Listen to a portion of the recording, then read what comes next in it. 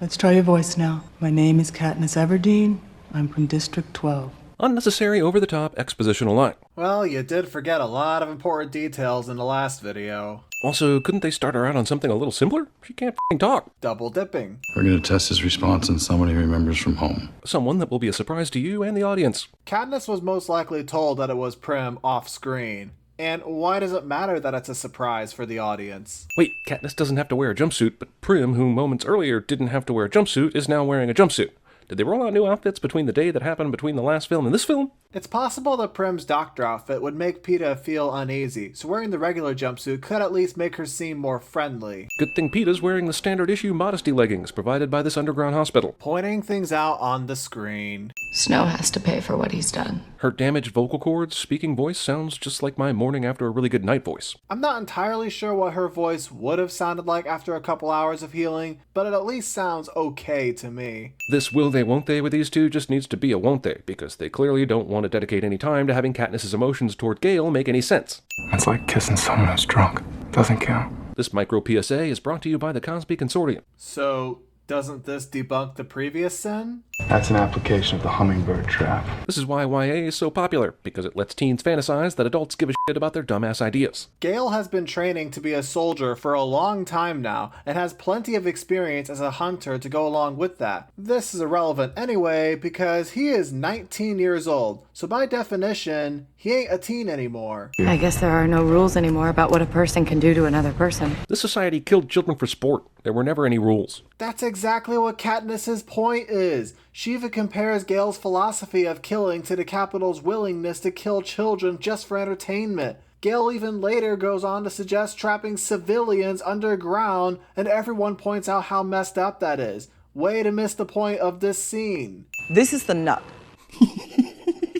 Okay, fine, that laugh deserves another 10 sins. Ah, the hologram, the make your movie look futuristic and stupid at the same time CGI crutch that, despite years and years of progress, never improves. Can you explain how it can be improved, though? Because that's a really vague statement that I have no context for. We took heavy losses. Gwendolyn Christie's acting specialty is showing up as a military commander for all of 4 minutes in blockbuster films. And yet, it's still better than spending 2 movies under a helmet and never doing anything cool. Your people have suffered more than just about anyone else at the hands of the government. Which is why I won't condone a mass suicide. Also because they already did that at the dam in District 5. I'm pretty sure they aren't related to those people at all. There's civilians in there. In the underground, impossible to penetrate military compound? What the hell for? So they can be protected by any incoming attack?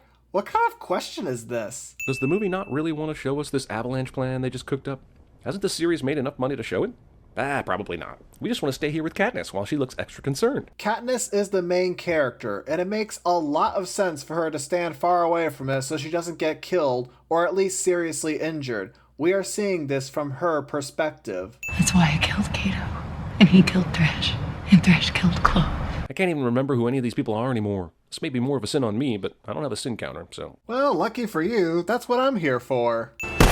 Cinna made her suit bulletproof, which is great. What's even better is that this wasn't a headshot. The Birdman has already explained this a few times, but basically, shooting someone in the chest that has a lot more space is a much better idea, especially since her head is a much smaller target and is more likely to miss. I've said it before, but I'm going to say it again. These displays are the f***ing worst. They're the quality of an old CRT television, complete with analog tape tracking, but they are also slightly transparent, which is a terrible idea if you want to watch what is on the screen and not what is behind it. And like I explained in another video, this technology is simply different from ours. If that's how it works in this world, then that's how it works. We toasted a glorious era coming to its bitter end.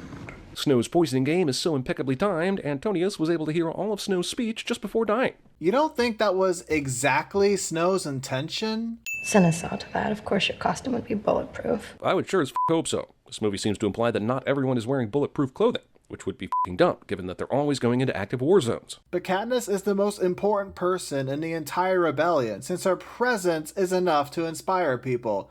And how do we know they even have the resources to make more bulletproof clothing? The whole tacky romance drama and the defender of the hopeless act, even though it's not an act, which makes it even more unbearable.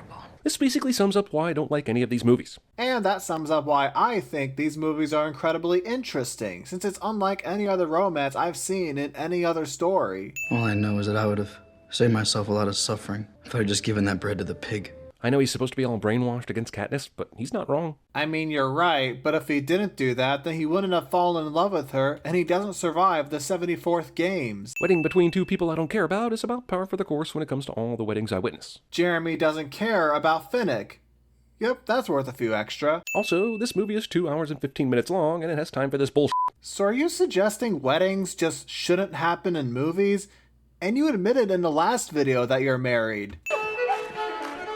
And even though this takes place in an entirely different universe than ours, the people of Panem still have to deal with folksy, rustic, chic weddings. Well then, by that logic, weddings shouldn't exist in this universe, since it's different from ours. I guess I could just stay here and cover for you. Only a few minutes earlier, she was lamenting about how much she didn't like Katniss, and now she's willing to assist her with her half-baked plan to kill President Snow. Joanna has been tortured by Snow in the capital for weeks, maybe months. And she has also made it very clear in Catching Fire how much she hated having to go back into the arena.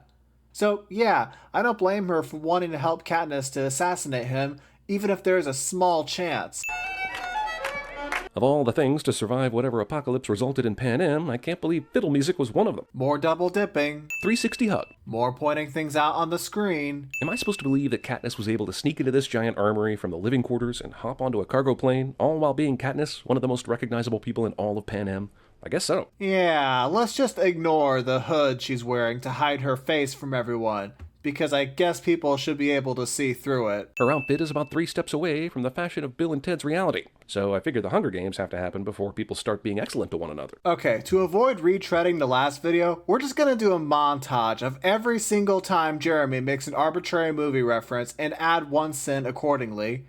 And add 50 cents afterwards, because yes, I'm petty. Just out frame, the cast of Maze Runner Scorch Trials is avoiding Wicket. Also, this Hunger Games is like the first scene in Raiders of the Lost Ark, except it's basically the whole movie. I think we're leaving teen dystopian future movie and heading towards the softcore Saw movie. Hunger Games series, having already copied 2012 last time, copies The Day After Tomorrow in the finale. It looks like they decided to hide out in the bottle from I Dream of Jeannie. Did someone spill some Amityville horror in this Hunger Games? President Snow discovered Adam Sandler's Pixels technology. I don't remember falling asleep, but did I just wake up watching a live-action adaptation of Kung Fu Panda? Hide down here in Meemaw's basement. This is the most boring episode of MTV Cribs I've ever seen. Is that the same cat from before? The one that we last saw in the bunker? I smell a spinoff. Hunger Games Homeward Bound Part 1. Movie decided to take the Return of the King route when it comes to ending the series. President Snow is building a minefield of traps. The next thing she says isn't we have a giant map of it, so it will be very easy to avoid these traps. But what about the pods that were built after this map was created? I know when you're gonna go off on your own. If Katniss is planning on going off on her own, then why would she let everyone know she was in the capital by walking out of the cargo vessel in plain sight? Now all the rebels in the capital will know she's missing when she goes off on her own, which may end up not being a problem because she went missing in 13 and no one seemed to give a shit. I mean, come on, when she arrived here, she was bound to be caught at some point. Because we don't want the game makers to know we have this intel.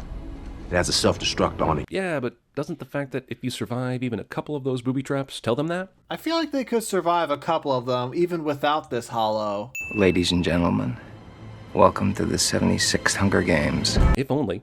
Do you know why you originally wanted to see the Hunger Games? It was because of the f***ing Hunger Games. Yeah, it was brutal and terrible, but it was a hell of a lot more fun than this Revolution bullshit. Would you have paid to see either of these 2 Mockingjay movies if it weren't for the first 2 Hunger Games? Probably not. In the last video, I went on a whole tangent explaining why this is dumb, so I'll keep it short this time. The whole point of the Hunger Games is that the Hunger Games are bad. It's a commentary on our world for glorifying violence, so this revolution is the perfect story for this series. Didn't they blow up this dam in the last movie? I guess it's a different dam, but since I have no idea where the other dam was or why it was important, I reserve the right to claim the filmmakers didn't either. But you do know. You earlier said that that previous dam was in District 5. Also because they already did that at the dam in District 5. Not only that, but it was important because it held the power for the capital and helped BD hack into their satellites. This is a different dam. Hold it. Pollux tighter. If they're going to film them shooting at the pods and use the footage for more propos, how is that not going to give away that they all know where the pods are? I would assume that even if they didn't have the hollow, they'd be able to be suspicious enough to figure out where some specific pods are. Look, I get why the game makers made all these booby traps for the rebels to run through and everything, but I don't know why they made this obstacle course so sporting. This is war. You can make it super unfair if you want to. How the rebels even got this far is amazing. But it's what you want, right? This is the closest we get to the actual Hunger Games, so why aren't you at least somewhat grateful? Oh no, an exploding car that makes absolutely no impact to this scene whatsoever. So this car telling us how powerful this explosion isn't impactful? They want us to add him to the propo. Show that he's on our side now. The rebel brass seem to care way more about making videos than formulating battle tactics. If this were an actual army of soldiers assigned to go into war, I'd agree with you.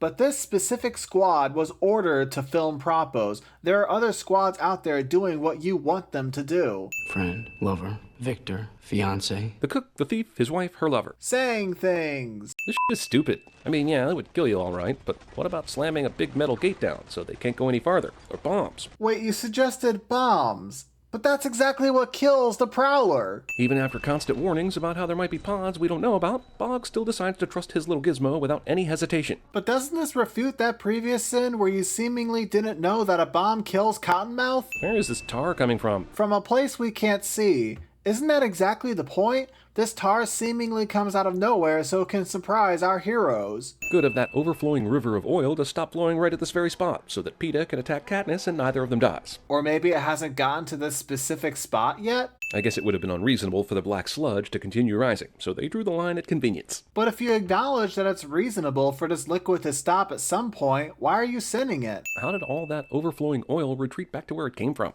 Do they have some sort of vacuum or something to bring all that oil back? Yeah, probably, but why does it matter? You earlier criticized this movie for having a freaking wedding, as if that was wasting time. So wouldn't the movie explaining this waste time as well? I guess every structure the Capitol is built is extremely brittle and could be destroyed with a relatively small amount of explosives. Jeremy thinks this wouldn't be enough to blow this up. The future depicted in this series is violent and bleak, but at least everyone gets really good reception, even in the middle of battles. These TVs are meant to show important announcements at all times, whether they're actually on or not. Katniss Everdeen seems to have met a violent end. The rebels didn't really hide when they ran across the courtyard, and they could definitely be seen in that footage the Capitol just broadcast. Yet the Peacekeepers only shot where the bullets were coming from, and nothing else. The Capitol really needs to work on getting their cameras to work all the time, instead of just when it's convenient to our main characters. What Jeremy is missing here is that it was briefly mentioned that the tar damaged any cameras that were around. The Peacekeepers most likely had to bring their own camera to record this explosion. These four were Capitol citizens and therefore exempt from the Hunger Games, so why did they have these glamour shots on file? Are you seriously implying they wouldn't have any pictures at all? Also, this isn't an actual Hunger Games where they should honor the fallen, and Caesar just talked about how they were foolish, so why the f is the Capitol even wasting their time with this in memoriam reel? This was never a memoriam. When this played in the first two films, it was to let the tributes know who died and who was left to kill. In this movie, it's to let Pan Am know who died and to rub it in their faces how much they won. For those of you who don't know me, please allow me to introduce myself. The Capitol, with all its vast resources, can't seem to figure out a way to keep the rebels from hijacking broadcasts. Because Beatty is just that darn good. I had no idea I meant so much to her. She's been a propaganda pawn since the first Hunger Games, and it's not like we don't know at this point that Coin is shady. The quasi-snarky attitude she's copying here really comes off as naive. How is it not obvious that Katniss is being sarcastic here?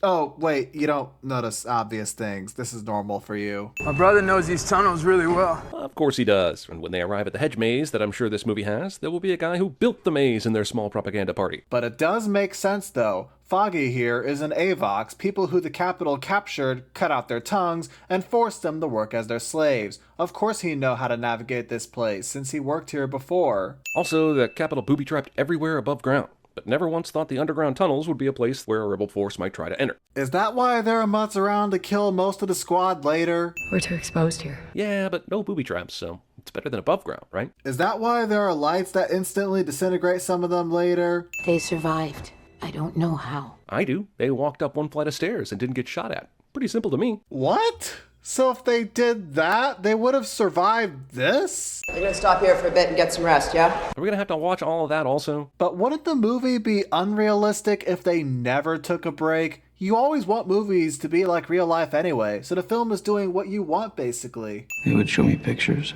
of my life, but some weren't real. It would have been nice for them to actually show this instead of having PETA tell the whole story. Just another way these last two movies wasted their time. But why? It's not really important to see. Hearing PETA's account is enough. And like I said earlier, these movies are told from Katniss's perspective, so it makes sense that we don't see it, because Katniss didn't see it either. We gotta go. We gotta get out of here now. After PETA's urgency, we spend roughly 4 minutes just slowly walking around the sewers, giving me enough time for the suspense to wear off and the frustration over nothing happening to wear on. Wear off? Because it sure didn't for me when I watched this scene. Here's 2 minutes of our heroes crawling around in the sewer, because Mockingjay makes more money and less sense if it's 2 separate movies. Double dipping. Oh no, chuds! And doesn't this debunk the earlier sins where you said that there are no pods underground? Because I'm pretty sure this does. Since we aren't in some kind of jungle, like the earlier Hunger Games, we get weird alien creatures rather than mutant monkeys. So why is that a sin then? You admit that it makes sense for the movie to do this, but don't explain why it's bad. Plus, isn't it a good thing that this is different? Make this seem unique from the monkeys? Close-up, dark, quick, edited, random nothingness of an action scene. This movie steals from the house of aliens, but instead of stealing the $1 million in gold bullion on the coffee table, they stole a watch and an umbrella and called it a day. Huh? In the footage you're showing, I can see what's happening just fine. How are you making this point? That's what you get when you decide to get married. Sinning the death of Finico Dare. No, I don't care that I'm padding my sin count. President Snow discovered Adam Sandler's Pixels technology. And doesn't this debunk the earlier sins where you said that there are no pods underground? Because I'm pretty sure this does. President Snow and his minions clearly did not give a because their pods are destroying everything. Yeah, that's kind of the idea. Snow would do anything he could to kill Katniss, and I doubt he cares about all the work that he has to go into rebuilding everything. These assholes jump at the last minute, but how did they have any idea that whatever it is behind them was going to stop at that exact spot? And why would you make a booby trap that arbitrarily cuts itself off halfway through the subway station? But didn't you just make a point that Snow was destroying everything? Now you're sitting the movie for not doing that? I know you.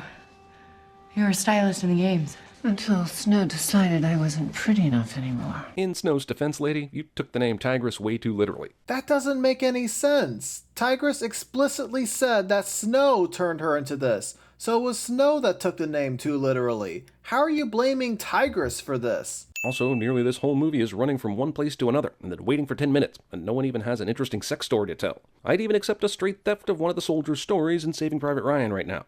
No sin, just sweet relief. How many times have you brought up that this was 2 movies and didn't need to be padded out? Because you've done that a lot, and I feel like this contradicts that again. A broadcast signal can be picked up in this basement? And now here's another contradiction. You have criticized the technology in this series multiple times because it seemingly doesn't make sense in the future. But now that you're getting the opposite of that, you're questioning it. Even if I didn't know what was going to happen at the end of this scene, I'd be an asshole walking in this crowd thinking, Snow's going to pack all of us into his mansion, and then I'd leave because what a bunch of bullshit. It's called desperation. Rebel Missile Ex Machina. Yeah, I wouldn't call it a Deus Ex Machina, since Katniss still doesn't get to complete her mission in this scene and gets knocked out in the end. Prim sits there staring at Katniss so long, you might as well plaster a neon sign on the screen that says Prim's gonna die. Hey, I'm still heartbroken about this death all these years later. I'll take all the time we can get for her to see her sister one last time. Half the last 2 movies' runtime is dedicated to Katniss in hospitals. And half of these last 2 videos have been arbitrary movie references. Fight was over after the Capitol dropped those bombs to defend the palace. So we spend the entire series building up to a war, and then we don't even get to see how that war ends. Don't think you'd be satisfied anyway, since apparently the only thing you wanted from this franchise was to see kids kill each other. Let her in. Good thing an authority figure was here at this very moment so Katniss could confront Snow. And good thing I just happened to be right here recording this video, and my audience just happened to be right here watching this. I must concede it was a masterful move on Coin's part. Wait a minute, so Coin is the one who killed all those kids? But that means other people know, right? She found rebels who willingly launch bombs on children. How would she keep that secret? You seriously don't think she'd ask them to swear to keep the secret? Is that you? I don't know. If someone asks you if you helped murder a bunch of children and you respond with I don't know, you might as well say, yes, I did. Yeah, because admitting that you literally killed children, including your girlfriend's sister, is definitely easy. You want to have another Hunger Games with the Capitol's children? You're joking. Not in the slightest. With all the hotheads in that room that are vehemently opposed to a Hunger Games for obvious reasons, no one decides to kill Coin right now. You sure about that? Because I'm pretty sure Katniss is planning that execution right now in her head. Haymitch is the only person at the table who understands what Katniss is trying to do. And how do you know that? We don't get in the heads of any of the other victors, and that's because all of them have already voted. The first movie had the characters travel down this route in chariots, so who knows how long walking would take. I bet they cut out like 15 minutes here. So you're really telling me that you've been complaining that this story was split into 2 films for 2 whole videos, and yet you wanted to watch the entire walk. So Effie made it out alive, obviously, but what happened to Caesar Flickerman? Does he still get to host his little show, or did the rebels explode him? Surprisingly, even the book leaves his fate as a mystery, though I think he would probably go to prison, knowing how he treated children killing each other as a sport. Luckily, this execution is staged so that Snow is right in front of Coin, and Katniss can shoot her arrow without dramatically changing directions. And luckily, Lionsgate just happened to find the books and decide they're good enough to make movies around. And luckily, Jennifer Lawrence just happened to be at the right place at the right time to be cast as Katniss. I get that the rebels all hate Snow and want him dead, but why did none of them go for Katniss, who should be considered a traitor for killing the new president? Says they don't go for Katniss while showing soldiers take her away into custody. Holy shit, this is the calmest cat in the face of flying objects and screaming I have ever seen. Jeremy sends this scene for literally any reason. I found these, over by the edge of the forest. It's primrose. I'm done. Jeremy sends this scene for literally any reason. You love me, real or not real? Real. All Katniss had to do was f the distrust out of Peeta. Jeremy sends this scene for literally any reason. She and Peeta lived through a horrific war and are no doubt scarred for life, but they're parents now, so yay, I guess. It's a page from the Harry Potter book of, oh god, how do I end this shit? It does fit with the story, though, since the entire trilogy has been building up this romance, and it's nice to know that they did indeed start a family together. And it also calls back to the first movie when Katniss briefly mentioned she would never have kids, and now that there are no more Hunger Games, there's no reason not to. Plus, I wouldn't call this a happy ending. If you listen to Katniss's dialogue here, she goes on to explain to her son that she still has nightmares from her own PTSD, and she even has to make a list of all the good things she's seen someone do to convince herself life is worth living. This is more of a bittersweet ending that depresses the heck out of me, but at least there is some optimism. Though at least I'm happy that I'm finally done listening to you complain about this series.